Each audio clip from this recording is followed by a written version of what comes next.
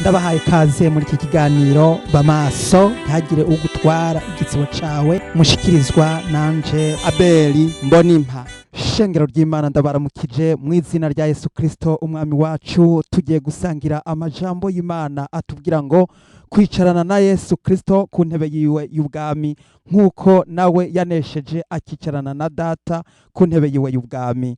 Reka turabe amajambo atubwira mu butumwa bwiza bwa Matayo mu gihimba ca 18 maze turahera ku murongo wa mbere tugeze ku murongo wa 5. Umutwe w'amajambo uravuga ngo umukuru mu bwami bwo mwijuru uwari we. Reka dusome mu izina rya Yesu Kristo. Muri uwo mwanya abigishwa baza kuri Yesu baramubaza bati umukuru mu bwami bwo mwijuru ninde? Ahamagara akana agahagarika hagati yabo arababwira ati ndababwira ukuri nimutirimbura ngo mucike nk'abana bato ntimuzoruha mwinjira mu bwami bwo mwijuru. Nukuzo kwicisha bugufi nk'aka kana niwe mukuru mu bwami bwo mwijuru, kandi uzokwakira akana kamwe nk'aka mu izina ryanje azobanyakiriye, ariko uzotsitaza n'umwe muri aba bato banyizera icoroshe nuko yohambirirwa urusyo ruremereye kw'izosi akadobezwa ibwina mu kiyaga. Imana ishimwe cane.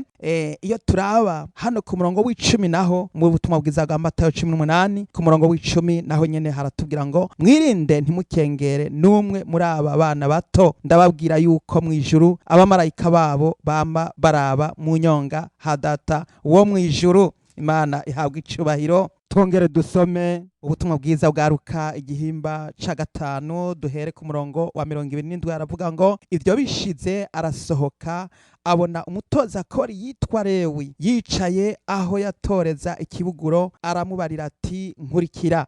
Asiga vyose ava hasi aramukurikira. Lewi amurondereza izimano ryinshi mu nzu yiwe. Hari abantu benshi babatoza kori n'abandi bicaranye nabo basangira. Abafarisayo n'abanyabwenge b'ivyanditswe bafatanya nabo bidodombera abigishwa ba Yesu bati niki gitumye musangira n'abatoza kori n'abanyavyaha? Yesu arabishura ati abakomeye ntaco bagombera umuvuzi atarabarwaye. Sinaje guhamagara abagororotsi ariko naje guhamagara abanyavyaha ngo bayihane. Turangirize mu gusoma ayandi majambo ari mu gitabo c'Ivyesho Yohana igihimba ca 3 kuri uyu murongo wa 21 haravuga ngo unesha nzomuha kwicarana nanje ku ntebe yanje y'ubwami nk'uko nanje nanesheje nkicarana na Data ku ntebe yiwe. Shengero ry'Imana, ana majambo ahambaye cane tugomba gusangira muri kano kanya. Imana ihabwa icubahiro. Yesu Kristo ntabwo yigera arobanura. Yesu Kristo dukorera n'umwami akunda bose. Yesu Kristo dukorera n'umwami yemera kwicarana na bose. Ndagira ngo mbwire abakuru bo mu madini no mu mashengero, ndagira ngo iri jambo ry'Imana ribashikeko, kuko Yesu Kristo dukorera ntiyigera avuga ati uyu munsi nicarana na ntuze ariko ntuze ntitwicarana. Yesu Kristo nta numwe yari arobanura ngo uyu niwe turi bwicarane ngo uyu nawe ntituri bwicarane. Twibuke yuko mu isezerano rya kera urusengero rw'i Yerusalemu rwari rwubatswe mu buryo bw'uko abagabo bicara ukwabo, abagore bakicara ukwabo, hanyuma abanyamahanga nabo baje muri rwo nabo nyene hariho aho abanyamahanga badategerezwa kurengana. Hanyuma twibuke yuko Yesu Kristo amaze gucikana ku musaraba, ca gihuzu cahera caciye gitabukamwo kubiri, bisobanurwa ngo umwe wese aremerewe kwishikira ku Mana. Twibuke aya majambo aratwereka neza yuko Yesu Kristo atanumwe yigera arobanura ku butoni, ntabwo arobanura ku cubahiro. Ikindi kandi turabona Yesu Kristo igihe abigishwa bashaka kubuza abana ngo ntibaza ahari, Yesu Kristo arababwira ati nimureke abana baza ahondi ntimubabuze. Hari ijambo rikomeye ndagira ngo nkubwire uyu mwanya mwene data. Yesu yaravuze ngo utazokwakira umwana umwana muto nk'aba bana bato tubona no kuvuga ngo ntazoshobora kwinjira mu bwami bwo mu ijuru. Ndagira nkubwire wewe muntu witwa kuri mukuru, wewe muntu witwa kuhambaye, guhera ku bakuru b'amadini, guhera ku bantu bakomeye bo mu nzego zo hejuru kuza gushika ku nzego zose zo hasi, mwibuke yuko hariho ijambo riri muri Bibiliya ariko Yesu yararipfinduye. Ni kuvuga ngo mu ijuru hazinjirayo umuntu afise umutima nk'uw'umwana muto, bisobanurwa ngo hazinjirayo umuntu aciye bugufi, hazinjirayo umuntu atuvuga ngo uyu munsi ngo jewe ngo sinemere kwicarana na ntuze. Haraho kenshi uza wumva ngo abantu runaka nibo bicarana ubwabo. Reka dufata akarorero, igihe abamisiyoneri bari bakiza nabo bari bagifise ya mico n'imigenzo ya kera, ku buryo bavuga bati abagore bicara ukwabo, abagabo bicara ukwabo. Ariko murabona yuko uno munsi atariko biri, uko nyene Yesu yabigomba. Yesu yavuga ati bose, abantu bose nabanje, abahungu n'abakobwa bose, abagabo n'abagore nabanje. Nico gituma Yesu atorobanura. Reka rero mbabwire, muri iyi minsi mikuru mugenda mukora hirya no hino, muzosanga bazobanza kugaburira abarya bakuru n'abakomeye n'abahambaye, babandi bambaye za karuvati, babandi bafise ivyubahiro bikomeye mu mashengero, babandi bakomeye n'abahambaye. Mbere hariho n'abavuga bati ntitwemere kurira aho batubona, ntibazobona naho turi burire. Ndagira nkubwire Yesu siko yarameze. Reka rero nkubwire Yesu Kristo dukorera, uwo mwami dukorera ni umwami atandukanye n'ivyo tubona biriko birakorerwa mu mashengero no madini y'ikiri gihe. Yemwe bene data, ubutumwa bwiza bwaracuritswe. Nimumenye neza yuko nimba ukorera sobuja, uwo shobuja ukorera, wewe yicarana n'abana bato, wewe yemera gusangira n'abanyavyaha, wewe yemera kwicarana n'abatarakizwa, mbere wewe yemera kurondera abajya bagwaye bobo bagomba gukira kugira ngo bakize. Ariko noneho wewe uravuga ati mu rubanza mu minsi mikuru jewe ninda nindesho ntibonyicarikana harya wabankengereye. Reka rero nkubwire, nukuvuga niyo hagize umundi muntu runaka, mbe harahuza wumva ngo abari mu ntibashaka kwicarana n'abapastori ngo kubera ntibanganye inzego, ngo kubera ngo ko baragasuzuguro, ngo mbega ugasanga ngo abadiyakoni ntibo kwicarana n'abapastori ngo kuko ngo barabaruta.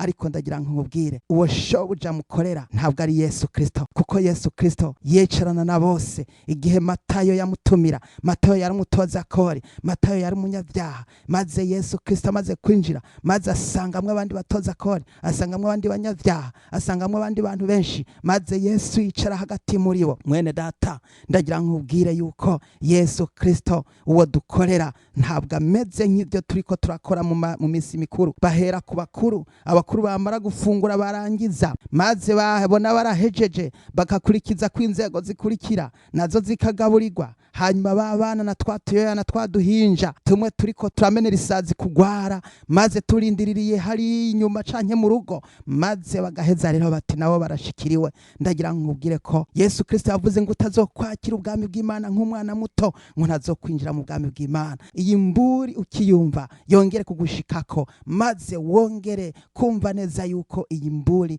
ari iwawe, kandi iyi mburi ko ari ubwoko bw'Imana, shengero ry'Imana. Igihuzu cahera caratawusemwo kubiri. Bene data, mumenye ko uwo Yesu Kristo yabambwe ku musaraba yavuze ati nimuze mwese abarusha n'abaremerewe ndabaruhura. Nimwumve neza yuko Yesu Kristo amaze kunesha yaciye agenda aduganwa mu ijuru, maze yicarana na data ku ntebe yiwe y'ubwami. Uno munsi Yesu na se bicaranye ku ntebe yiwe y'ubwami. Yesu Kristo nawe yongera aravuga ati unesha azicarana nanje ku ntebe yanje y'ubwami, nk'uko nanje nanesheje nkicarana na data ku ntebe yiwe y'ubwami. Mwene data, nimba ushaka kuzoba mukuru mu bwami bw'Imana, mbega uratanguye kurobanura ku cyubahiro? Mbega wibaza ko bajya abantu tinyuma, bajya abantu vuga ngo ntiworira naho babona? Mbega wibaza yuko mu ijuru uzoba nde? Mbega uzoba mukuru canke ntuzoshikayo? Ega ndagira nkubwire Yesu Kristo mukorera arabibona, arabizi, kandi ndagira nkubwire ko ishengero ari ry'Imana. Nimuhindure rero guhera uyu munsi ucumva iyi mburi, maze muhindure iriya minsi mikuru yose igenda ikogwa. Nimumenye neza yuko mw'ishengero bijya mukora abana nabo barabibona. Kandi ikindi naco ndagira nkubwire yuko abana baranezerwa iyo abavyeyi babo bicaranye hariya mu nzu iwabo ku meza, maze umuvyeyi akicara hagati, abana bakakikuza ameza yiwe, hanyuma bagatera ryarenga, maze ico gihe n'impanuro niho ziheza zigatangwa. Umuvyeyi akabona abana bakabona umuvyeyi. Tuzicarana n'Imana mu bwami bwo mw'ijuru. Imana Data ngo izokwicara hagati muri twebwe, kandi ngo izohanagura amosozi yose ku maso yacu. Nawe mwene data, cane cane abarundi bagize ikibazo gikomeye, kuko wasanga muri kahise ngo nta muvyeyi yari yemerewe kwicarana n'umwana wiwe ku meza. Umwana bamugaburira hariya, akicara hasi hariya, akarira hariya mu cumba, maze umuvyeyi nawe akarira hariya ku meza, maze akumva yuko afise icubahiro iyo ariko arafungura. Umwana atabona ivyarya nuko afungura, n'ico afungura ico arico. Mbere hari bamwe barya ibijumbu, maze abavyeyi nabo bariko bararya inyama, maze abavyeyi bo ugasanga bariko baranezerwa mu bindi bintu bikomeye. Ndagira ngo ubwire ko iyo mico ari ituma izana amacakubiri, ayo macakubiri y'amoko, amacakubiri y'amadini, amacakubiri y'intara,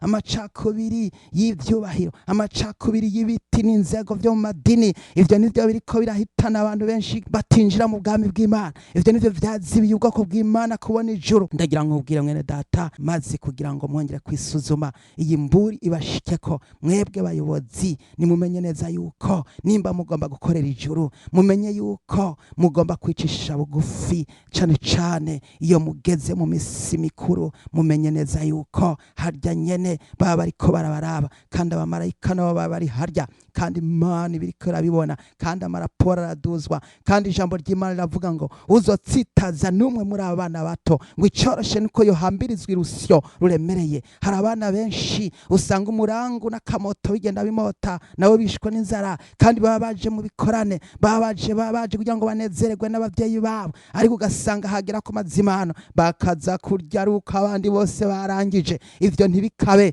Kenshi ababikora usanga babikora hamwe wo kwibaza ngo babikoreshwa n'ubukene, ariko siko biri, kuko bigaragara neza yuko niyo bamaze gushika mu bihugu biteye imbere, haba muri Canada, haba muri Amerika, haba mu Burayi, muri Europe, mu bihugu bikize, usanga wa muco uko yakuze nyene abona biri nawe acakura ashaka kugira wa muco. Ariko ndagira ngo nkubwire yuko iyi mburi igushitseko wewe muyobozi aho uri hose. Ndagira ngo nkubwire yuko iyo mico yataye igihe. Nimuhinduke. Yesu aragomba yuko mugira umutima nk'uw'abana bato. Haleluya. Nimuhindure, mureke kuzana amacakubiri mu ishengero ry'Imana. Umwana mbere twamaze kubona yuko ngo ari we mukuru, kandi ngo n'abamarayika biwe bama baraba mu nyonga ha Data. Bene data, mbega ubutumwa wumva bwagu hari ico bwagufashije? Mbega wamenye yuko umumarayika w'umwana ari we yamaraba mu nyonga h'Imana? Mbega wamenye yuko nitutubahiriza abana ngo tubaha agateka kabakwiye,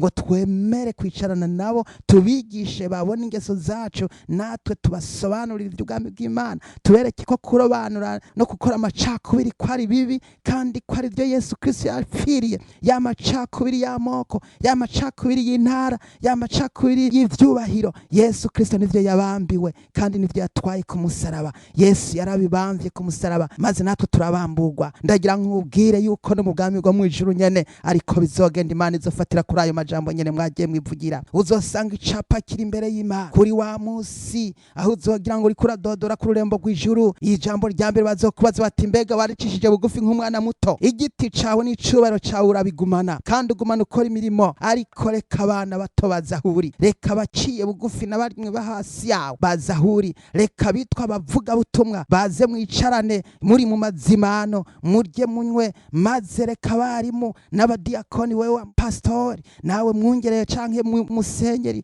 nawe padiri, reka zirya nzego zose mwicarane, kuko ntaho tubona Yesu yigeze yirukana abaza kwicarana nawe, ntigeze abirukana. Kandi no muri Bibiliya abitwa abigisha n'abitwa intumwa, abitwa bavuga butumwa, no kuvuga Luka na Paulo, ntabwo bigeze banenana. Luka yari umuvuga butumwa, Paulo yari umu apotre, yari intumwa, ariko ntibigeze banenana. Turabona na Mariko nawe yari umuvuga butumwa, ariko Petero ntibigeze banenana. Ntabwo bamuha kato ngo bamwirukane bati, wewe turakuzi, wewe uri umuvuga butumwa, ntiwicarana n'intumwa. Intumwa n'urwego rukomeye, intumwa n'igiti kiturirwa, intumwa ntiriraho babona, intumwa ntiyigera ija aho abantu babona, intumwa yageze kurya bagahindura ibibanza. Eka ibyo ntaho vyigeze. Mwene data, iyo mwuka mubi, iyo mpwemu mbi niyongere kuvaho guhera uyu munsi. Kandi nagira nkubwire kurya ubutumwa bwiza buvugwa maze bugashirwa muri za mikoro, abari mu rusengero bose bakumva ubutumwa bakabwumvira kumwe, abakuru n'abato bakabwiga ubutumwa bwiza. Uwo ni umutsima wo mu buryo bwa mpwemu,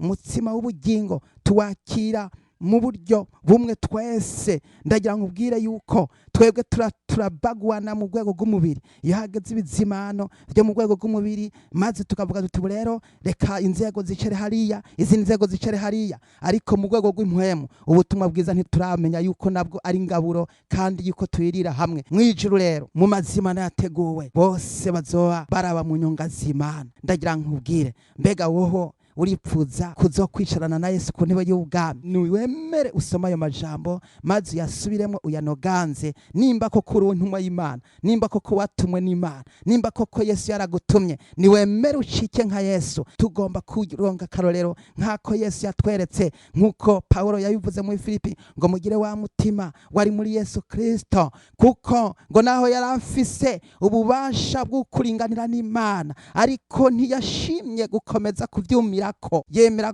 kwiyambika umubiri usa n'abantu maze yicisha bugufi aradupfira. Kandi urupfu rwo ku musaraba Yesu Kristo yemera kwambara umubiri nk'uw'abanyabyaha. Yesu Kristo yicisha bugufi. Nawe niwicisha bugufi rero imbere y'ishengero, imbere y'abana, niwareka abantu bose, niwareka abantu nturobanure ngo urya ngo nitwicarana ngo heraba ngo ni kubera iki ngo aje ngo yerekeza ngo arabe yondi. Ndagira nkubwire yuko ivyo ari byo kwirukanirwa kure. Nimba ugomba ijuru, nimusome mu butumwa bwiza bwa Matayo igihimba ca 18 kirabibereka yuko abana aribo bazodutanga kwinjira mu bwami bwe mwijuru. Iyi mburi gushike ko we muntu ukuze wari we wese umenye yuko abana bamaze kudutanga kwinjira mu bwami bwo mwijuru. Rero nawe hindura ingeso zawe maze wemere gucika nk'umwana muto, hanyuma igikorwa c'Imana uzogikora, kuko na Yesu yaricaranye n'abana, yaricaranye n'abaciye bugufi, ariko nticabujije ko abandanya kuducungura, nticabujije ko abandanya kwitwa Mesiya. Ivy'Imana yari yamutumye byose yarabiranguye.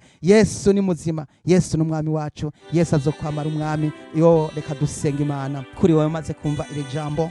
Imana igufashe, Imana ikugirire neza, maze uce bugufi, maze wongere kwakira iri jambo mu mutima wawe. Reka dusenga Imana. Ca bugufi maze wemere gusaba Imana imbabazi n'ikigongwe. Urakoze Imana, ndagushimiye mwami, hejuru y'umwe wese ndakweretse ubwoko bwawe ku ijambo ry'Imana rimaze kutwereka neza yuko utazokwemera guca bugufi nk'umwana muto ntazokwemerwa kwinjira mu bwami bw'Imana. Reka nsabira umwe wese wemeye kumvira ijambo, wemeye kumvira imburi, amazi ishengero ryawe ryongere guhinduka, maze guhera uyu munsi ducike umwe kandi tube abana b'Imana. Utugirire neza maze twongere gukwakira mwami n'umukiza wacu. Urakoze kuduhaye kwicisha bugufi, urakoze kuduhaye kwemera kugira umutima nk'uw'abana bato. Mw'izina rya Yesu ndagushimiye Data, urakoze kubikoze, urakoze kuhindura ubwoko bwawe, urakoze ko habaye igihindutse, urakoze ko habaye igihindutse nonaha, urakoze ko ishengero ryawe rikubona rigiye kubona aya mahinduka yuko mwami Data buja ishengero ry'Imana rigomba guca bugufi,